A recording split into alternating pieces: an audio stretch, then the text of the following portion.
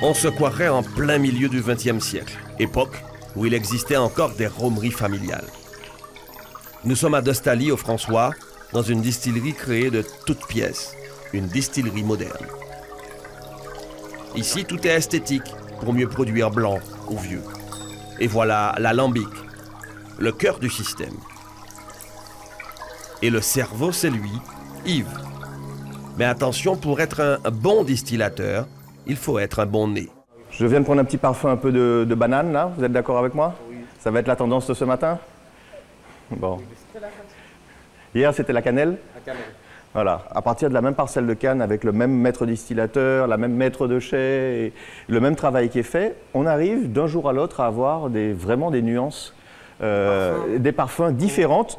Déjà, même avant de goûter le rhum, déjà dans l'odeur qui va se dégager du coulage et de la distillation. Et à l'heure où les distillateurs fédèrent leurs moyens, Yves fait le pari inverse, produire de la qualité en petite quantité. L'année dernière, il a commercialisé 9000 bouteilles quand Naisson en produisait 300 000 et Saint-James 5 millions.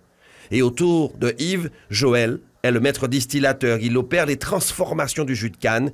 Stéphanie, la maîtresse de chai, elle va composer le rhum et nous explique son processus une fois le jus transformé en vin. Quand le vin est obtenu, on le charge dans la chaudière. Dans la chaudière, c'est chauffé à feu nu dans de cuivre, ça prend l'ébullition et les vapeurs de ce vin de canne, les vapeurs d'alcool, arrivent dans les chapiteaux, dans le col de cygne, arrivent dans la colonne. Après un certain temps de travail et de chauffe, le rhum coule comme vous pouvez le voir.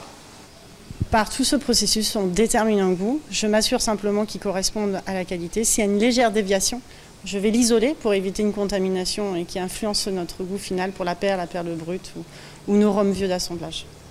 À 1710, un nom comme pour marquer l'arrivée du premier acier sur notre terre. Mais comment peut-on un jour décider de produire du rhum? C'est une histoire de lignée, paraît-il.